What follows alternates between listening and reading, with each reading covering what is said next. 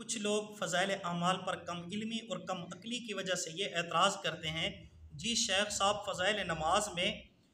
ایک سید کا واقعہ نقل کرتے ہیں جس سید نے ایک ہی وضو سے 12 دن کی نمازیں ادا کی ہیں اور 15 سال تک مسلسل سوئے نہیں ہیں، تو اس پر تو کوئی اشکال نہیں بنتا۔ یہ جو واقعہ شیخ صاحب لکھ رہے ہیں اس کا تعلق 8 ہجری کے ساتھ ہے۔ آج 15ویں صدی ہے، 15ویں صدی کے اندر دنیا کے اندر اپنا ریکارڈ قائم کرنے کے لیے ڈی جے نے 11 دن جاگ کر گزار کر آل ورلڈ ریکارڈ قائم کیا ہے، اور اس ڈی جے کا ریکارڈ توڑنے کے لیے امریکہ جو ان کا ابا ہے، اس امریکہ کے رینڈی اور بروس 2 لڑکوں نے 11 دن 25 منٹ جاگ کر آل ورلڈ ریکارڈ قائم کیا ہے، اور یہ 60 کی دہائی کی بات ہے۔ یہ تو 15ویں صدی کا عالم ہے، تو 8ویں ہجری کے اندر کیوں نہیں کوئی رب ذوالجلال کی محبت کے اندر جاگ سکتا؟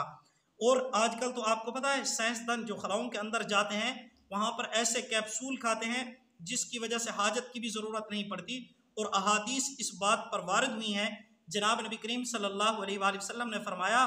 کہ ایمان کی لذت ہر ایک کو حاصل نہیں ہوتی، ایمان کی لذت ہے، اور سورۃ یاسین بھوک کو بھی مٹاتی ہے، پیاس کو بھی مٹاتی ہے۔ اگر کوئی شخص 12 دن ایک وضو کے ساتھ نمازیں پڑھتا ہے تو اس میں کون سا کوئی حرج لاحق ہوتا ہے؟ اس میں تو کوئی حرج نہیں لاحق ہوتا۔ اور اس سید کے ساتھ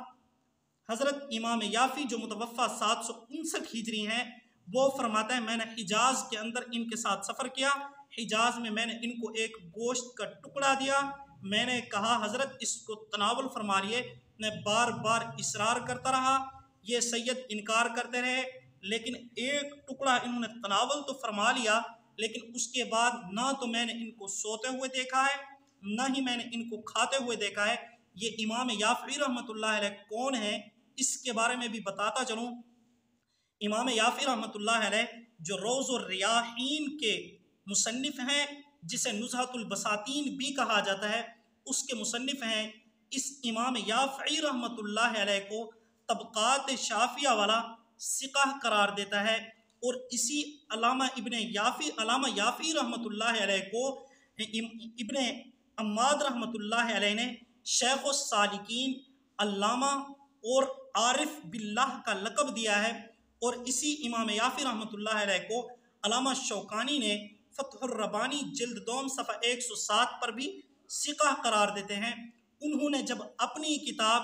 جس کا نام روض الریاحین نزہۃ البساتین کے نام سے مشہور ہے، انہوں نے بھی اس واقعے کو خود نقل کیا ہے، کیوں اس سید کے ساتھ امام یافعی رحمۃ اللہ علیہ کی ملاقات ثابت ہے۔ انہوں نے جب لکھا ہے تو امام یافعی رحمۃ اللہ علیہ کی کتاب سے حوالہ لے کر شیخ زکریا رحمۃ اللہ علیہ نے بھی نقل کر دیا ہے، تو اس میں کون سا کوئی حرج لاحق ہوتا ہے؟ اور اسی کا جواب فضائل حج کے اندر شیخ زکریا رحمۃ اللہ علیہ نے یہ دیا ہے کہ یہ ہمارے مجاہدات اس حد تک نہیں پہنچ سکتے، یہ انہی کے مجاہدات انہی کے ساتھ ہی خاص ہیں، ہم ان مجاہدات کے ساتھ نہیں پہنچ سکتے۔ جس طرح ہم وہ غذا کھا کر مینگنیاں نہیں کرتے، جس طرح کی غذا صحابہ کرام سے ثابت ہے، اس طرح کی غذا ہم نہیں کھا سکتے۔ انہوں نے تو پتے کھائے تھے، تو یہ انہی کے مجاہدات ہیں، وہ بڑے لوگ ہیں۔ شیخ زکریا رحمۃ اللہ علیہ فرماتے ہیں لہٰذا ان کو اسی نگاہ سے دیکھنا چاہیے اور ان سے استدلال نہیں کرنا چاہیے۔ اس کو فضائل حج کے اندر شیخ زکریا رحمۃ اللہ علیہ نے نقل کیا ہے۔ اور کتب فضائل پر اشکالات اور ان کے جوابات صفحہ 124 نمبر 7 کے اندر حضرت مولانا زکریا رحمۃ اللہ علیہ نے یہی جواب دیا ہے کہ یہ ہمارے لیے نہیں ہے، یہ عشاق لوگوں کا کام ہے، لہٰذا انہوں نے یہ اللہ رب العزت کے عشق کے اندر اس طرح کے انہوں نے اپنے ساتھ مجاہدات کیے ہیں، لہٰذا ہماری یہ بس سے دور ہیں۔ تو اس پر حضرت مولانا زکریا نور اللہ مرقدہ پر کوئی اشکال نہیں بنتا۔ آج بلیاں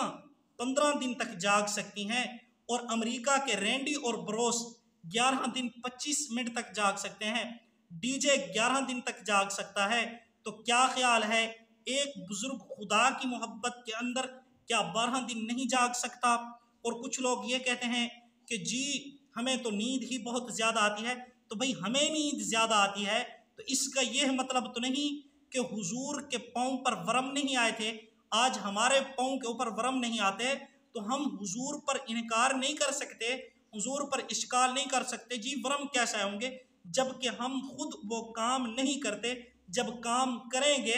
تب حقیقت کھلے گی۔ جب ہمارے پاؤں کے اوپر ورم نہیں آئے تو ان ورموں کو سمجھنا ہمارے لیے دشوار ہے۔ پھر کچھ لوگ یہ کہتے ہیں کہ جی ہم تھوڑا سا سوتے ہیں پھر بھی سوتے ضرور ہیں۔ بھئی تھوڑا سا سوئیں، تھوڑی سی ایک دعا پڑھ لیں، اللہم بارک لی فی النوم، تھوڑی اونگ بھی آ جائے تو انسان کی نیند جو ہے وہ پوری ہو جاتی ہے، انسان کے اندر حشاشت بشاشت آ جاتی ہے،